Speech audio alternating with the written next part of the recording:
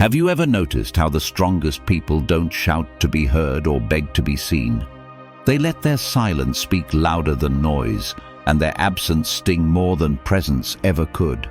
People expect you to keep showing up, keep explaining yourself, keep proving your worth. But what if I told you the moment you stop wasting energy on things that drain you is the moment the world starts to feel your strength? It's like a war horse, quiet in the stable, unnoticed among the louder beasts, never needing to prove its power. But when the battle horn sounds, it doesn't flinch. It charges, steady and unshaken, while the restless stallions scatter. Or think of a rhino, slow, deliberate, never chasing the noise. Yet when it moves, the ground remembers. That's the strength of presence without performance. That's what happens when power is patient. Because while others waste time chasing opinions, replaying wrongs, and proving their worth to people who were never listening, the strong step back. They conserve their energy like firewood in winter, used only where it matters. And when they walk away from what doesn't serve them, the silence they leave behind speaks louder than any speech could. So what exactly do strong people never waste time on? What thoughts do they silence? What distractions do they walk away from? And what boundaries do they build? Not out of anger, but wisdom. Stay till the end, because the final one will leave you seeing strength in a way you never have before. Let's begin. Number 1. Chasing people who walk away. Let's talk about one of the most self-draining mistakes even good-hearted people make: chasing those who choose to leave. It starts small. Someone stops replying, stops reaching out, pulls away gradually, or maybe disappears without explanation. You're left confused, maybe even blaming yourself. So you chase. You reach out again. You explain yourself. You replay every conversation in your head, wondering what went wrong. You want closure. You want clarity. But the truth is, if someone leaves without respect, without a conversation, without looking back, there's your answer. Here's the truth. Strong people don't run after those who walk away.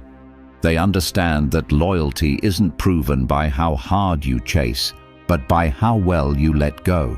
Because chasing someone who leaves isn't an act of strength. It's an act of fear. Fear of being alone.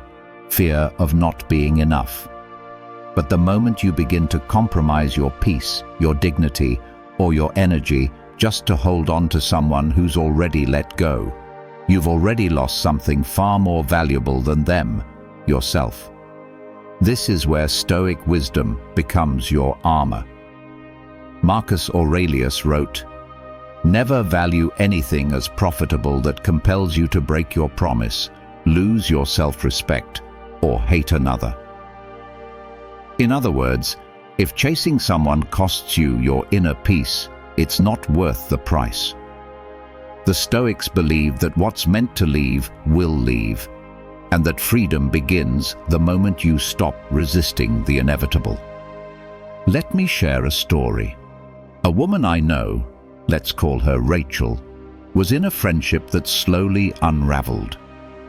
At first, she and her friend Katie were inseparable, but over time, Katie grew distant, cancelled plans, took days to respond, and always had an excuse. Rachel, not wanting to lose the bond they once had, kept trying. She invited her to lunch, sent kind messages, even apologized for things she hadn't done. But the response was always the same: lukewarm, if anything at all. One day, Rachel realized she was in a relationship with a ghost. She wasn't connecting, she was clinging. And the more she chased, the smaller she felt. That was the day she stopped. She didn't make a dramatic exit. She simply let the silence stand. And in that silence, she rediscovered herself. The energy she had poured into being chosen, she now redirected into choosing herself. Her peace returned. Not because Katie came back, but because Rachel stopped running towards someone who was walking away. So, how do strong people respond when someone starts to leave? They let them. They don't beg, they don't plead, and they don't chase. They honor the connection for what it was and release it for what it no longer is. Because when you stop running after those who discard you, you begin walking toward the people who would never let you go in the first place. At the end of the day, someone who exits your life without respect was never meant to stay. Strong people don't chase closure, they become it. Number 2, arguing with closed minds. Let's talk about one of the most exhausting traps strong people avoid. Arguing with someone who has already decided not to listen.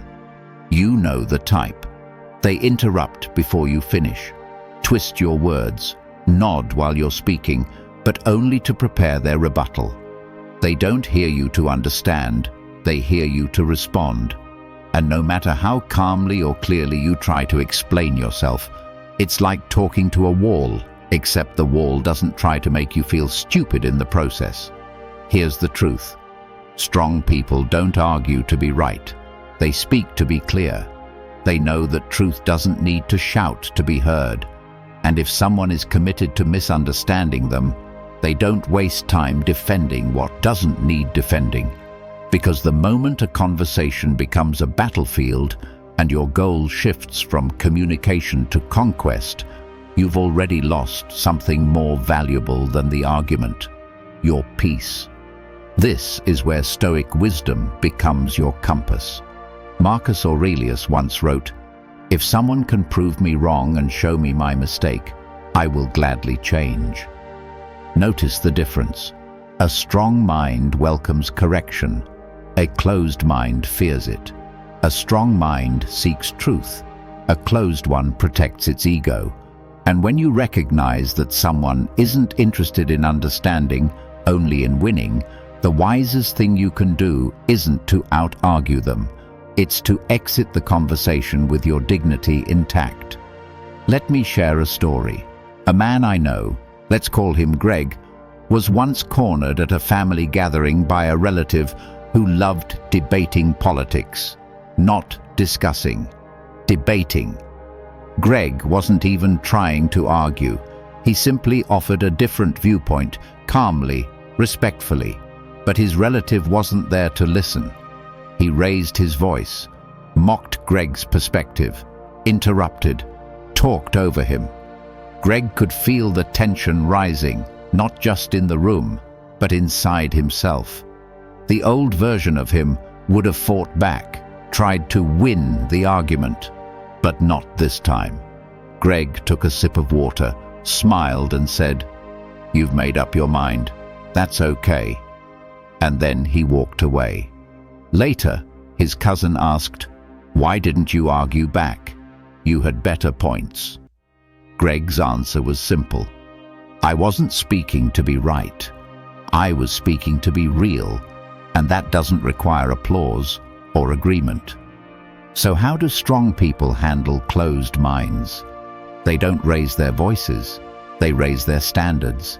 They understand that not every conversation is worth having, and not every argument needs a winner. When the other person stops seeking truth and starts guarding their pride, strong people exit with silence, not frustration. At the end of the day, your energy is sacred. Don't waste it trying to teach someone who's decided not to learn.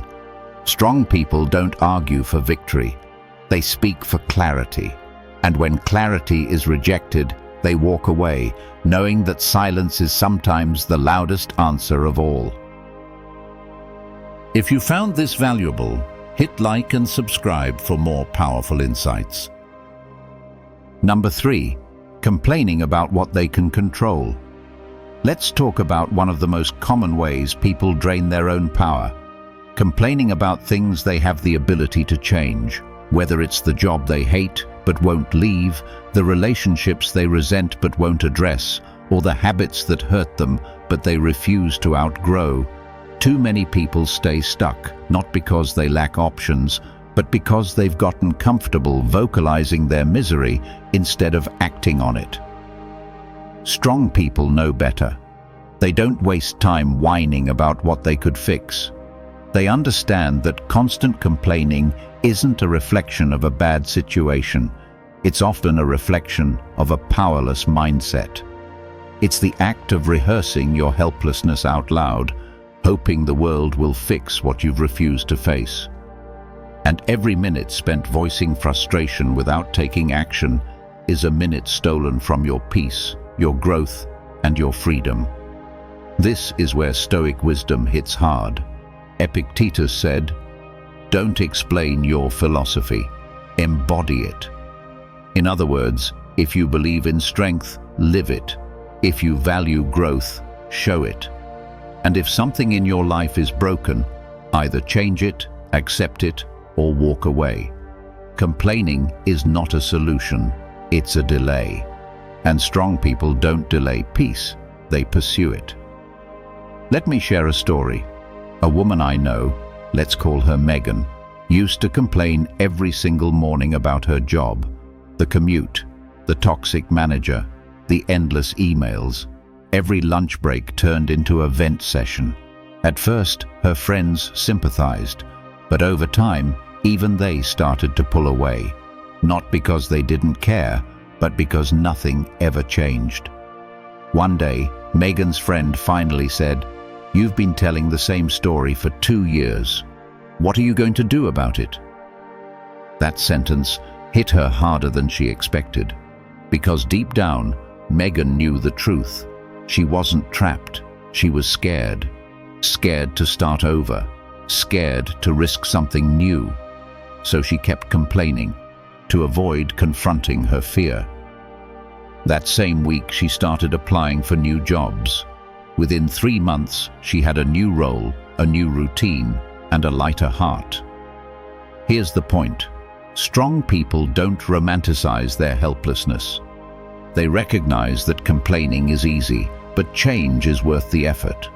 And while not everything in life is within our control, many things are. Our habits, our responses, our choices, our standards. The moment you decide to stop talking about the problem and start doing something about it, you reclaim your power. So how do strong people deal with frustrations they can control? They either fix it, rise above it, or remove themselves from it. But they never settle into the noise of endless complaints, because they understand that the more you repeat a story of powerlessness, the more powerless you become. At the end of the day, you have 2 options: change your circumstances or change your attitude. Either way, complaining won't get you there. Action will. Number 4, holding grudges. Let's talk about one of the heaviest chains people carry, holding grudges. It's the silent war we declare inside our own mind, the anger we keep feeding long after the battle has ended. We think we're punishing the other person by keeping that grudge alive, but what we're really doing is punishing ourselves. Every time we replay the moment they hurt us, every time we rehearse what we should have said, we're not getting revenge, we're giving them free rent in our head. Strong people know this.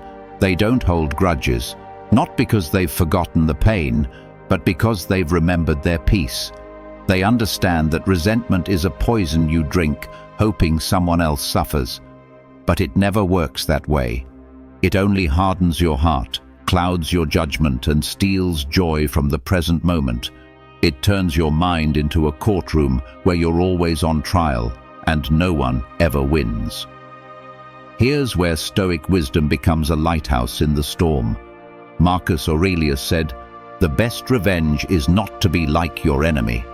In other words, the greatest power you can claim is not to sink to the level of the one who hurt you. It's to rise above it. because true strength is measured not by how tightly you can hold on to anger, but by how gracefully you can release it. Let me tell you a story. There's a man I know, let's call him David, whose brother betrayed him in a business deal, stole money, lied to clients, left David to clean up the mess. For 2 years, David couldn't let it go. Every conversation turned into a bitter memory.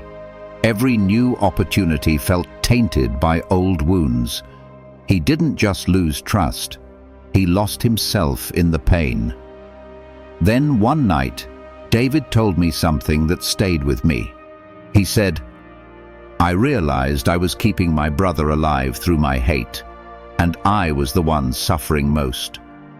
That week, he didn't call to reconcile. He didn't demand an apology. He just decided to stop carrying what wasn't his anymore. And something shifted. His posture changed. His energy returned. He was finally free, not because his brother changed, but because he did. That's the lesson. You don't let go because the other person deserves it. You let go because you do, because your peace is too sacred to be chained to past pain, because every moment you spend trapped in bitterness is a moment you're not living in strength. So what do strong people do when someone wrongs them? They learn, they heal, they set boundaries, and then they move on. Not out of weakness, but out of wisdom. They understand that forgiveness isn't about making the other person right. It's about making yourself whole. At the end of the day, you can either keep reliving what hurt you, or you can start building what frees you. But you can't do both. Strong people choose peace, every time.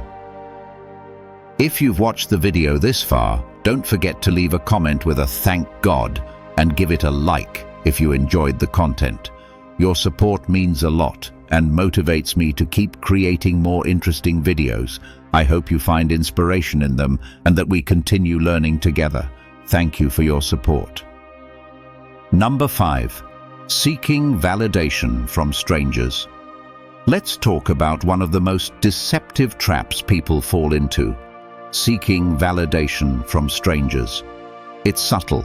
It often looks like ambition, like connection, like trying to be liked. But at its core, it's a form of emotional outsourcing. You hand someone else the pen and ask them to write your worth. Strong people don't do that. They know exactly who they are, regardless of how many people clap, like, share, or agree. Their sense of value isn't up for a vote. Because here's the truth: when your identity is built on public approval, your peace becomes a hostage to public opinion. One negative comment can shatter your day. One disapproving look can ruin your confidence. You become a puppet to praise, dancing for approval, performing for acceptance, and afraid to be anything but perfect. And over time, you lose the most important relationship you have, the one with yourself. That's why strong people don't chase applause. They chase alignment. They ask, "Am I proud of how I showed up today?" Not, "Did they like me?" They choose authenticity over popularity, knowing that fame fades, but integrity stays. Because they understand the Stoic principle that Seneca once said, "He who seeks approval from others is enslaved to their opinion." And slavery to opinion is the fastest way to kill your peace. Let me tell you about someone. Her name's Amanda. A few years ago, Amanda started a podcast. She poured her heart into it. And in the beginning, hardly anyone listened. Her friends questioned it. Strangers criticized her tone, her topics, even her voice. And for a while, Amanda almost gave up. Not because she didn't believe in the message, but because she believed too much in the critics. Then something shifted. She told me, "I realized I was shrinking myself to fit people who didn't even know me." That day, Amanda made a decision. She would rather be silent and authentic than loud and fake. She stopped checking analytics, stopped changing topics to chase trends. And when she stopped trying to please the crowd, the right people started showing up. Today, her podcast is growing, not because she bent to strangers, but because she stood firm in herself. That's the power of self-validation. It doesn't mean you ignore feedback. It means you filter it. You take what helps and leave what hurts. You move from being shaped by opinions to being guided by principles. And in doing so, you reclaim your peace. So what do strong people do when the crowd doesn't clap? They keep going, because they were never performing for the crowd to begin with. They know their worth isn't in someone else's hands. It's in their actions, their integrity, their alignment with what they believe. At the end of the day, validation from strangers is loud, but temporary. Self-respect is quiet, but permanent. Strong people know the difference, and they choose silence with dignity over applause with emptiness every single time. Number 6, replaying past mistakes. Let's talk about one of the most common habits that quietly erodes mental strength: replaying past mistakes. It starts innocently. A flashback, a memory, a what-if thought that spirals into a loop. Before you know it, you're no longer living in the present. You're stuck in a mental movie of failures, regrets, and moments you wish you could rewrite. But strong people don't stay in that loop. They know that reflection is useful, but rumination is a trap. There's a fine line between learning from the past and living in it, and they refuse to cross it. Because here's the truth: every minute you spend replaying what went wrong is a minute stolen from what could go right. The past is a closed chapter. You can read it, but you can't rewrite it. Strong people know this. They revisit the past only to extract wisdom, not to wallow in shame. As Seneca said, "Do not stumble over something behind you. What's done is done. The only thing you control now is how you rise from it." Let me tell you about someone. His name's Kevin.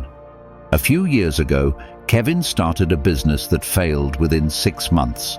He poured his savings, time, and heart into it. When it collapsed, so did his confidence. For months, he replayed every wrong move, every delayed decision, every misstep, every ignored warning sign. It consumed him.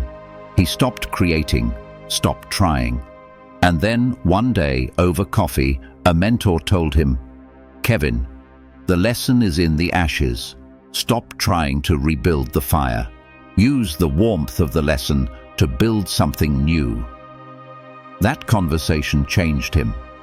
Kevin didn't pretend the mistake didn't happen. He studied it, owned it, and then left it where it belonged, behind him. Within a year, he launched a new venture, this time with better systems, clearer vision, and stronger resilience. And when that one grew, he didn't thank perfection. He thanked the failure that taught him how to do it right. That's the mindset of the strong. They don't deny their mistakes. They dissect them. But they never let those mistakes become permanent homes for their mind. They visit, they learn, and then they return to the present, because that's where power lives. So how do you stop replaying your past mistakes? You remind yourself that your past is not your prison. It's your professor. Every failure is a teacher, not a life sentence.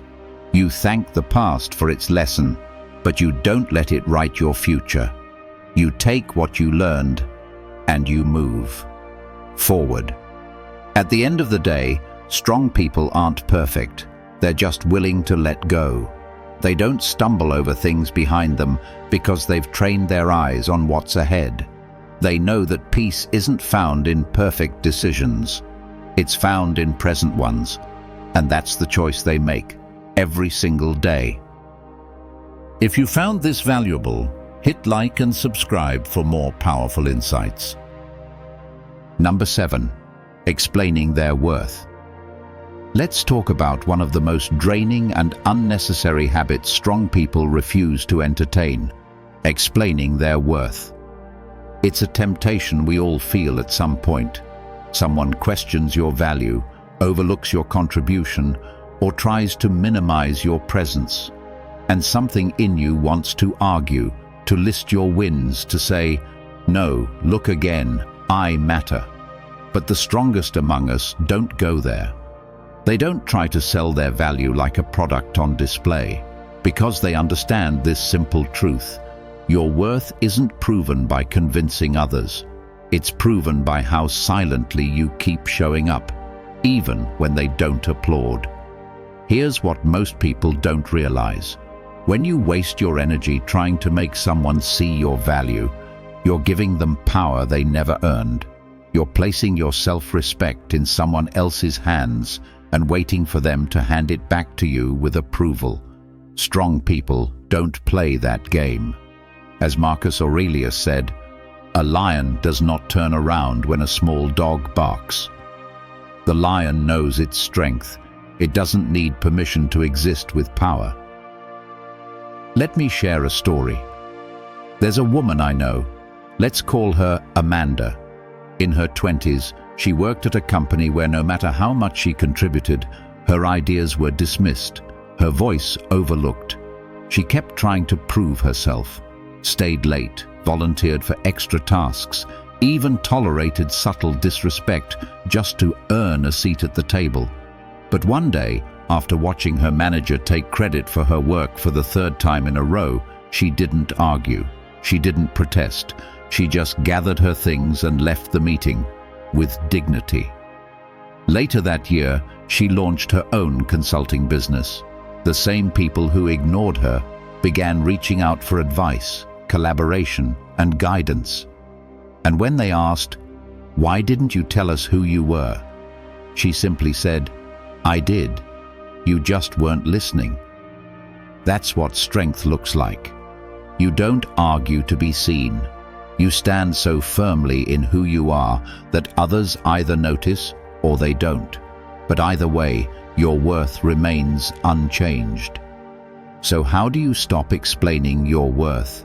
You start living it. You stop asking people to see your light and start walking like it's already shining.